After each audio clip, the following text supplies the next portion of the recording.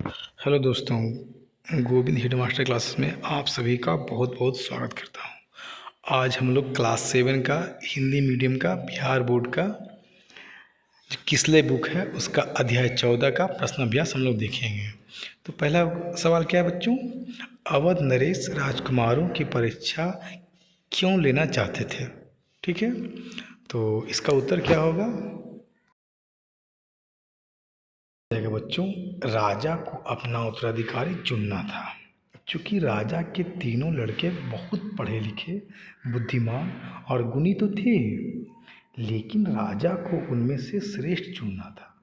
इसीलिए राजा अपने राजकुमारों से जानना चाहते थे कि किसी दोषी को सजा देने के मामले में तीनों के विचार क्या हैं। इसीलिए तो राजा ने राजकुमारों की परीक्षा ली। ठीक है, आई होप आपका पहला सवाल क्लियर हो गया होगा। ठीक है, तो बढ़ते हैं हम लोग आगे। हमारा दूसरा सवाल क्या है बच्चों? हिमसुक तो राजा के लिए भेंट लाया था, लेकिन वही भेंट उसे महंगी पड़ी। कैसे? ठीक है, हिमसुक राजा के लिए उपहार के रूप में अमर फल लेकर आ रहा था, लेकिन चूंकि सूरज डूब गया तो हिमसुक ने किसी पेड़ की डाली पर ही रात काटने को सोचा। हिमसुक उस फल को पेड़ के खोखले छेद में छुपा देता है, जो कि पहले से एक जहरीला सांप का घर था। सांप को लगा कि कोई खाने की चीज़ है, इसलिए सांप उस फल पर दांत गड़ा देता है। इस बात से हिमसुक अनजान रहता है। हिमसुक फल को लेकर दरबार में पहुंचा, जहाँ पहले से ही सभी सदस्य उपस्थित थे। जब फल को चेक किया गया और काट कर एक टुकड़ा कौवे को दिया गया, तब कौवा फल खाते ही मर गया। इस प्रकार लोगों को लगा हिमसुक राजा को फल खिलाकर मारना चाहता था। राजा गुस्से में बिना सोचे समझे उसकी गर्दन उड़ा दी। इस प्रकार हम कह सकते हैं कि हिमसुक को राजा को भेंट देना बहुत महंगी पड़ी, उसकी जान तक चली गई। आई होप आपका दूसरा सवाल क्लियर हो गया होगा। प्लीज़ चैनल को लाइक शेयर सब्सक्राइब। आपका तीसरा सवाल है, राजा ने अपने तीसरे बेटे को ही युवराज घोषित क्यों किया? ठीक है, तो इसका उत्तर, चूंकि राजा के तीनों पुत्र बहुत ही पढ़े लिखे, बुद्धिमान और गुणी थे, लेकिन जब राजा ने परीक्षा लिए तब उन्होंने पाया कि उसके तीसरे बेटे यानी कि सबसे छोटा बेटा ही सही न्याय कर सकता है।